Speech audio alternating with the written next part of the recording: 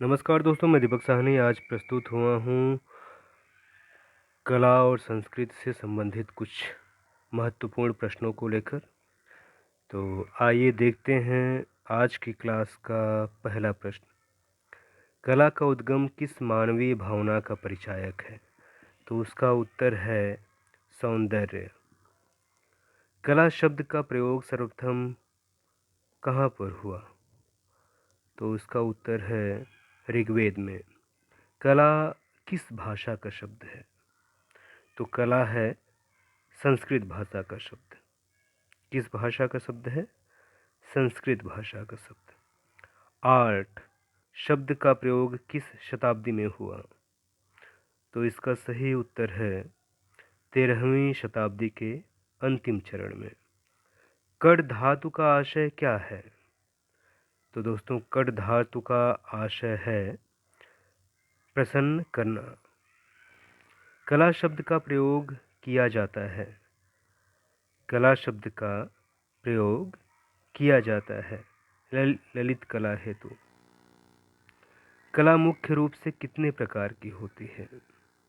कला मुख्य रूप से 2 प्रकार की होती है। ललित कला के दायरे में कितनी कलाएं आती हैं? तो ललित कला के दायरे में कुल 5 कलाएं आती हैं।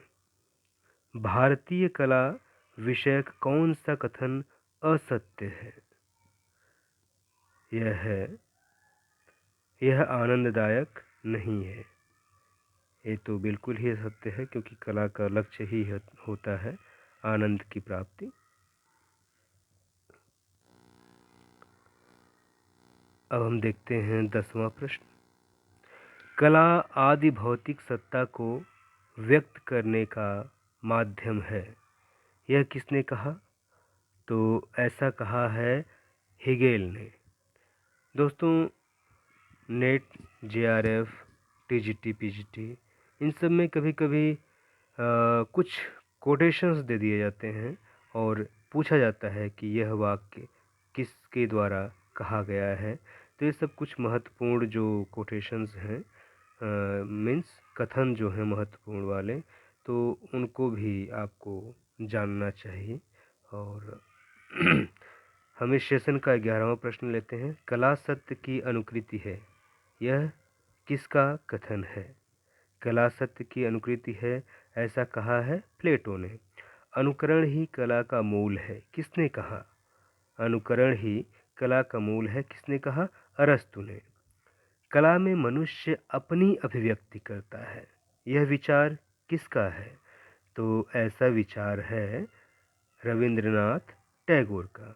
जी हाँ दोस्तों, रविंद्रनाथ टैगोर ने कहा कि कला में मनुष्य अपनी अभिव्यक्ति करता है। काव्य कला के आधार क्या है? ललित कला के अंतर्गत 5 कलाएं आती हैं according to Hegelian classification of fine arts. तो जिसमें से सबसे शीर्ष पे रखा गया है काव्य कला को, और उसके बाद रखा गया है संगीत कला को, और तीसरे नंबर पर रखा गया है पेंटिंग को, और चौथे नंबर पर रखा गया है मूर्ति कला को, और 5वें नंबर पर रखा गया है वास्तुकला को। तो जो शीर्ष पर है काव्य कला, तो काव्य कला के आधार क्या है, ऐसा पूछा गया है इस प्रश्न में। तो इसका सही उत्तर होगा शब्द और अर्थ। उपयोगी कला किससे संबंधित है? तो दोस्तों, उपयोगी कला संबंधित है आभूषण से। हेगेल ने सर्वप्रथम किस कला को माना है? तो हेगेल ने सर्वप्रथम काव्य कला को माना है। हेगेल के अनुसार निम्न श्रेणी की कला कौन सी है? तो हेगेल के अनुसार निम्न श्रेणी की कला स्थापत्य कला होनी चाहिए। जी हाँ दोस्तों, सही उत्तर है स्थापत्य कला।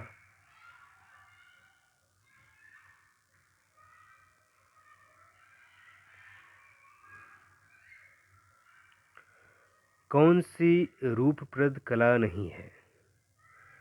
तो रूपप्रद कला कौन सी नहीं है? तो वो है संगीत कला। रूपप्रद समझते हैं विजुअल आर्ट, ठीक है, जो दिखाई देती है, जिसका कोई रूप हो, मीन्स कोई फॉर्म होना चाहिए।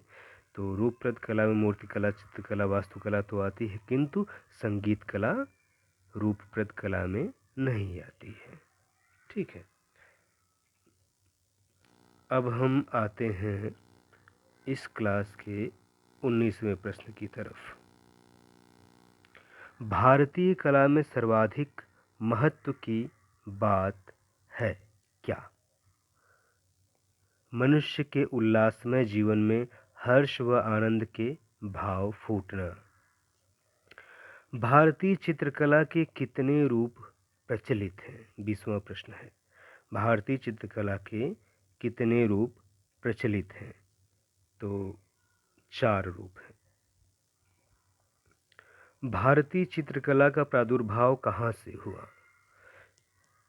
तो भारतीय चित्रकला का प्रादुर्भाव शिला चित्रों से हुआ। शिला चित्रों, जैसा कि दोस्त आप लोगों ने पढ़ा होगा प्री हिस्टोरिक एज में, कि गुफाओं और कंदराओं में चित्र बनाए जाते थे, और कोयले की काली रेखाओं से, गेरू से। तो जाहिर सी बात है, भारतीय कला का प्रादुर्भाव में कह सकते हैं एक प्रकार से कि उसका जन्म जो हुआ शिला चित्रों से हुआ। और उसके बाद 22वां प्रश्न है, भित्ति चित्रण किस पर किया जाता है? तो दोस्तों, भित्ति चित्रण जाहिर सी बात है किस पर किया जाएगा? तो इसका सही उत्तर होगा दीवार पर। भित्ति मीन्स क्या होता है? वाल, यानी दीवार। इसको भित्ति चित्रण को वाल पेंटिंग भी कहते हैं, क्योंकि दीवारों पर चित्र बनता है। तो भित्ति चित्रण मुख्यतः दीवार पर ही होता है। और 23वां प्रश्न है, चित्र सूत्र का उल्लेख कहाँ मिलता है? तो चित्र सूत्र का उल्लेख मिलता है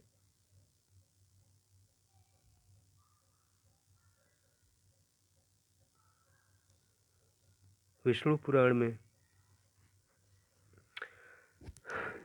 दोस्तों, विष्णु धर्मोत्तर पुराण के अध्याय 35 मीन्स 35, चैप्टर 35 टू 43 मीन्स अध्याय 35 से अध्याय 43 तक कला के बारे में वर्णन किया गया है। और ये अध्याय जो है प्रसिद्ध है चित्रसूत्र के नाम से।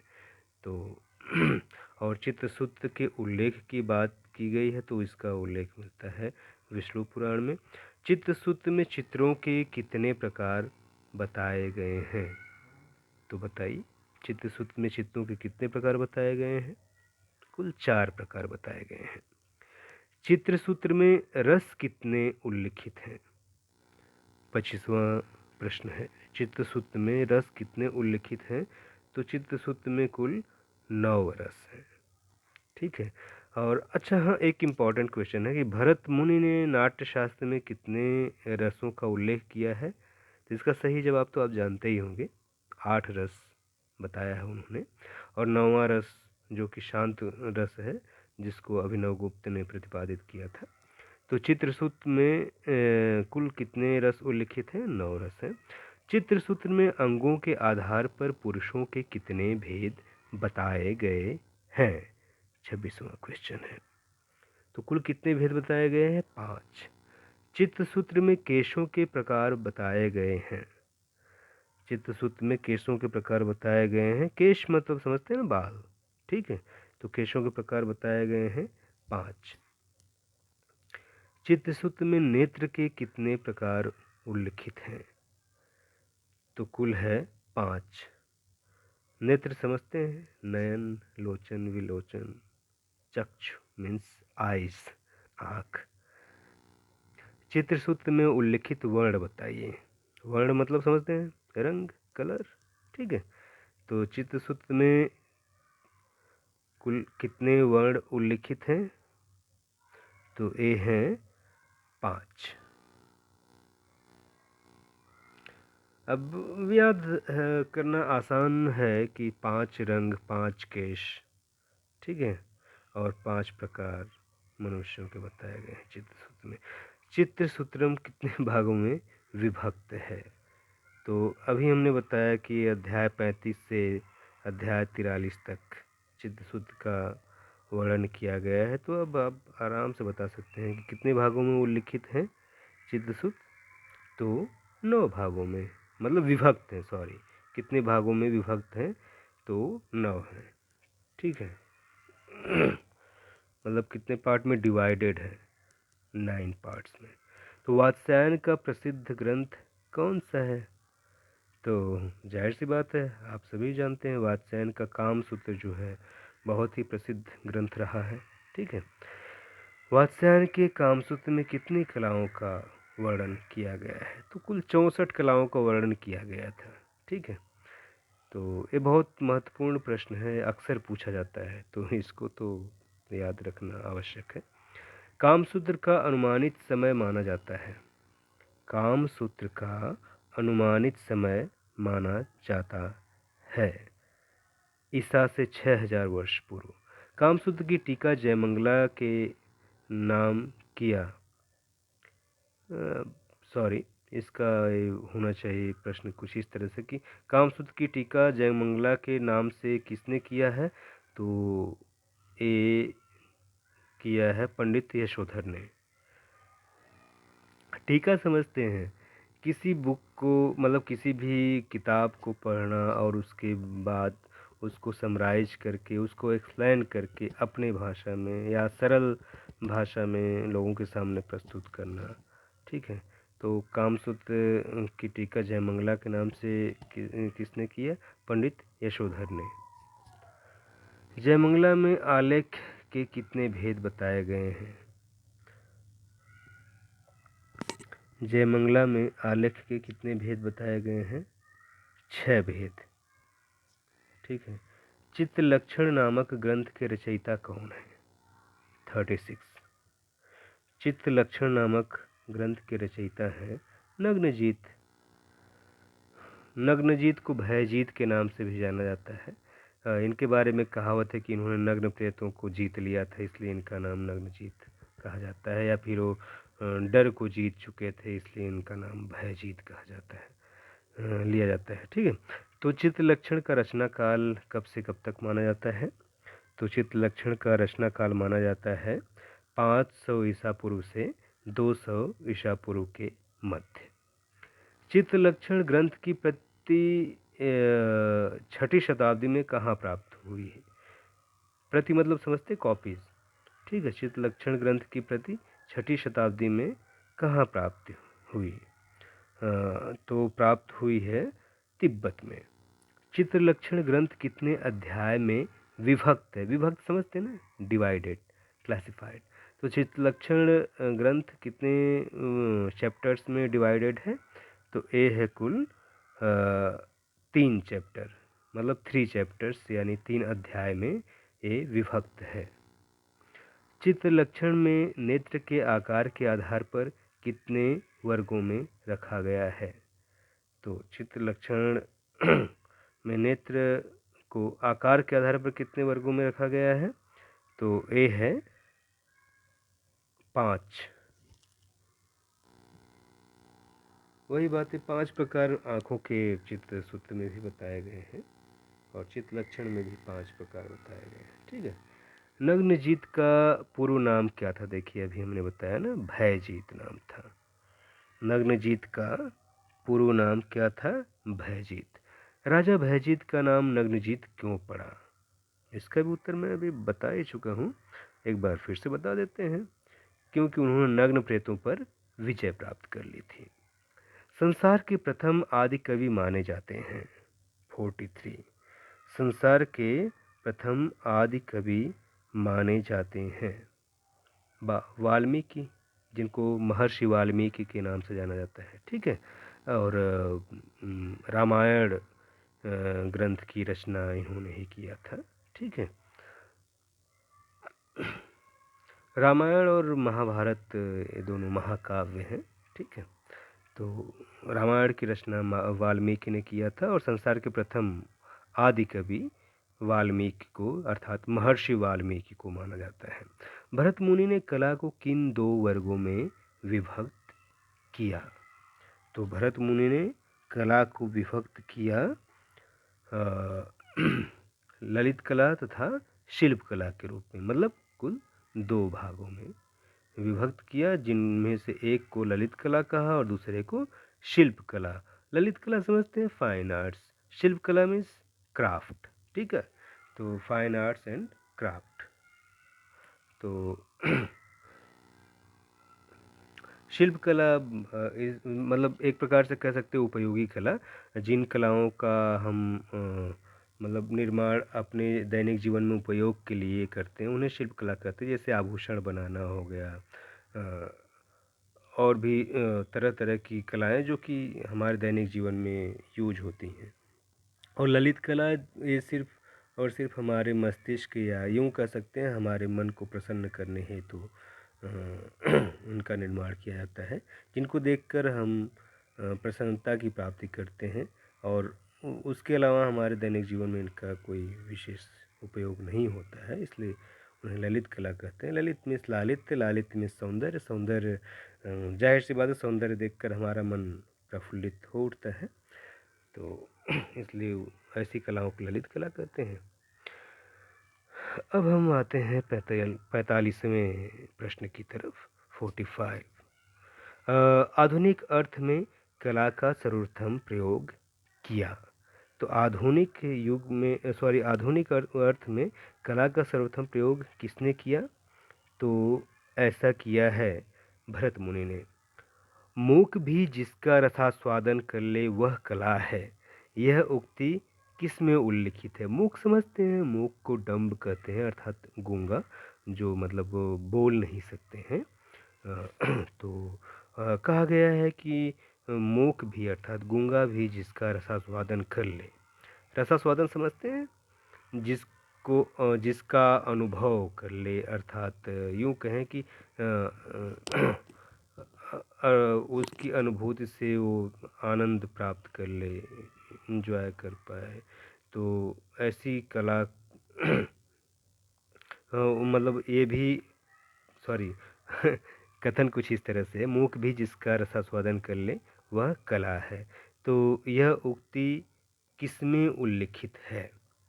तो यह उक्ति उल्लिखित है शुक्र नीति में, ठीक है। शुक्र नीति में कहा गया है कि मूक भी जिसका रसास्वादन कर ले, अर्थात गूंगा भी जिससे आनंद प्राप्त कर ले वह कला है, ठीक है। या जिसकी अनुभूति कर ले वह कला है, या यूँ कह सकते हैं जिसको समझ पाए, गूंगा भी जिसको समझ पाए और वह कला है। इसके बाद क्या है भैया? सभी बौद्ध दर्शन के साहित्य में सौंदर्य शास्त्र से संबंधित ग्रंथ कौन सा है? तो ऐसा ग्रंथ है ललित विस्तर। यहाँ ललित विस्तार लिखा हुआ है, गलत है, ललित विस्तर है।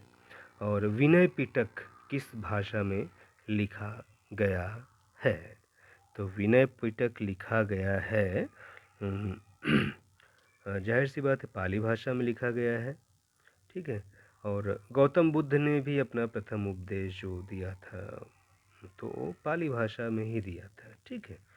तो शुरू में यही सब चलती थी, पाली भाषा, प्राकृत भाषा, संस्कृत, यही सब चलती थी, ठीक है। संस्कृत भाषा का चलन तो ऋग्वैदिक युग से हुआ है, और पहले प्राकृत बोलते थे। उसमें भी ऋग्वैदिक काल में खासकर गुप्त पीरियड में, आप जब पढ़ेंगे गुप्ता पीरियड में थोड़ा सा लैंग्वेज वगैरह के बारे में पढ़ेंगे तो वहाँ पर पाएंगे आपकी 2 टाइप्स की लैंग्वेज का यूज होता था, एक प्राकृत और संस्कृत।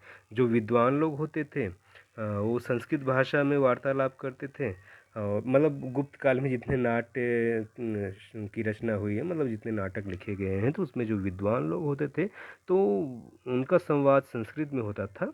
संवाद समझते हैं ना, डायलॉग डिलीवरी, तो उनका संवाद संस्कृत में होता था। और जो आम जनमानस होते थे, मतलब आम आदमी जिसको कहते हैं भाई, तो वो संवाद अपना प्राकृत भाषा में करते थे।